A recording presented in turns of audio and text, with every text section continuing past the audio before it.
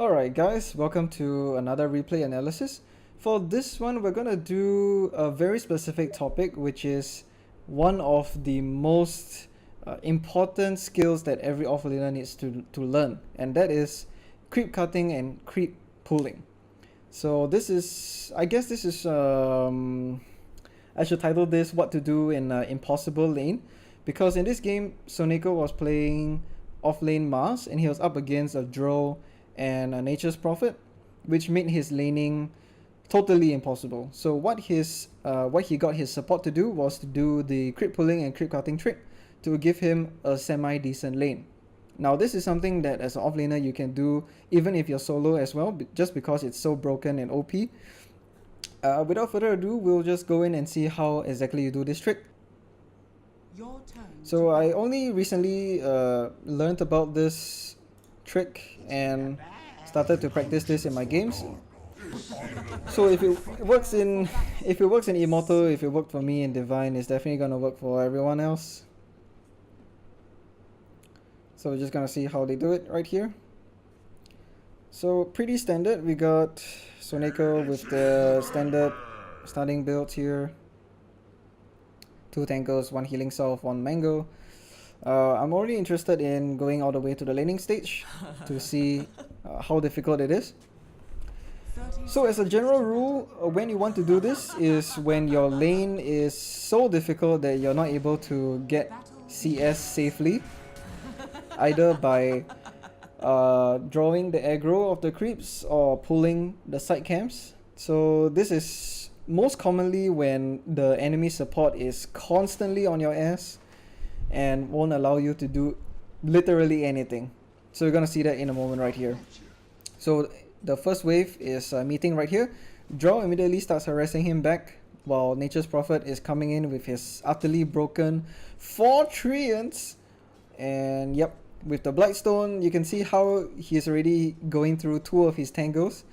The lane is already all the way back over here. He tries to spear the Nature's Prophet away from him, but the Treants are just nibbling at his ankles. So there's just no way he's able to stay in this lane. His support isn't able to do anything also. So if you see a situation like this, when the wave is all the way up here, the support is just destroying you over here, and your support is just right here doing left, right, up, down, and he's just don't know what the hell is going on. You want to tell the support, okay, look bro, this lane is utterly dog shit. We need to do something. If you try to walk up and get to pull the creep aggro like what he's trying to do right here, and the support just comes out and starts whacking you, you know that this lane is impossible. Alright, so what you want to do next is, let's skip over to the Tiny's perspective. You want to go all the way over to the tier 1 and tier 2 right in the middle right here. Doesn't matter which side you're playing on, Radiant or Dire, is the same. And then you want to wait for the creep wave. So you can tell where the creep's position is by looking at the position on the minimap. So you can see that he's right here. The Radiant creeps are right here. So you just position yourself accordingly, aggro them, go up the ramp. Important thing to do is always to attack them once when you go up the ramp, otherwise the creeps will lose aggro of you.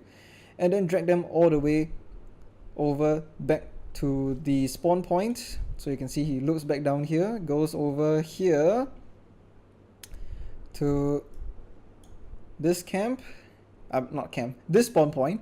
The 30-second spawn starts, and then now there's 2 waves following him. Alright, so this is what a support is doing. So if you're ever playing support, this is what you can do for your offlaner if it's having an impossible lane. But if you're a solo offlaner, you can do this as well. You can just say, fuck it, I'm not gonna stay in an impossible lane, I'm just gonna go do the pull. Alright, so this is how you do it. So it goes up the ramp, and then over here now you got 2 options, okay? The first option is, just go to free camera.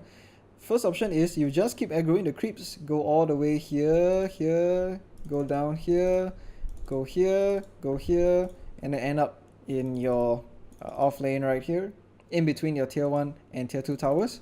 Ideally you want to do this right when the creeps your own creeps are coming to meet it, so at least you can establish a new equilibrium over at this spot. Alright, so if you're on doing this on the Dire side, you want to camp here, right, wait for the creeps to come, and then you just drag it up here, attack them once, go here, go here. Oh wait, sorry, no, go here. Yep, behind the tier 2 tower. Wait for the 30-second spawn, and then bring them back up here. Alright, so this is exactly what the Tiny is doing. Okay, so that's the first option. You wanna be TPing out at this point, otherwise people are just gonna mass TP in like the Power Rangers, and then they're gonna kill you, and then you're gonna be very sad. So you wanna TP into the trees, go inside the trees and TP out as fast as possible. And then wait for, what this is gonna do is make all these creeps go all the way back. Sorry. You're gonna make these creeps go all the way back over here, and then they're just gonna join up with the 2-minute spawn, and then you're gonna have 3 range creeps pushing over into your tower over here, and then you're just gonna get like tons of easy CS and EXP. Alright, so we're gonna see that in a moment. So the Tiny is actually not gonna do this because he wants to drag the creep wave over in between the tier 1 and tier 2s. Alright, so you can see here he is just delaying the creeps, manages to get a nice snipe on the on the courier on the way out, so it's already worth it. Draw Ranger says okay, she's very sad. Okay, so now he's just dragging this cam all the way down the same path that we discussed just now. Alright, and here's the interesting thing. Okay, he doesn't complete the pull, he doesn't attack the creeps to make them follow him because of what's happening over here. So just now I mentioned that you ideally want to bring this big creep wave all the way over to your creep wave over here, but since the creep was since he delayed the pull by going after the courier, the creep wave has already went past the ideal meeting point. So when this happens, you don't want to be bringing these creeps over here because they're just gonna, there's no way your hero at level 1 or 2 can survive like 2 waves of creeps whacking you, and then they will also die under your tower without you being able to get reliable CS. So if you miss this timing right here, do not complete the pull, okay? Do not complete the pull. You want to let the creeps go back, and then you'll still get the same effect of the 3 range creep wave pushing into you. So we're gonna see that happening here. Alright, gonna see what Soneko does now. So when you have successfully completed the pull, either by your support or by yourself, you definitely want to be playing safe. The Nature's Prophet TP'd back, so that's why he can be a bit more aggressive in the creep aggro manipulation. Just hastening the inevitable. Now that the Nature's Prophet is back, they want to be playing a bit more cautiously, so he's backing off right now. The enemy creep wave is pushing in like a freaking army, so you just want to don't die at this point. Very important. When you pull off this trick, you don't want to die, because if you die, you're gonna miss out on all these EXP, and then you're gonna be very sad. So you don't want to die. Gonna do what Soneko does right here. Just aggro the creeps, make it go past your tier 1 tower. Try to use whatever you can to get as much CS as possible, and then basically keep the crit wave over here. So this is what we talked about just now. We want to ideally keep the crit wave in between the tier 1 and T2s, attacking your own creeps. So the counter to this is what the Nature's Prophet is doing. The supports, as a support, if you see the enemy offlaner doing this, you want to be moving in to contest their last hits over here and kill off the heroes that are trying to do this, because they're going to be dealing with both you and a giant massive crit wave, so they can't realistically fight you effectively. But it's still effective for as an offlaner to do this, because you can use your spells to get the CS. Like just now we saw Soneko using his spells to get the range creep CS. And now because the enemy heroes are in so deep, the Tiny is able to get some very nice kills on the draw, and now they're gonna kill off the Nature's Prophet as well. So with this one move, they have managed to equalize the lane,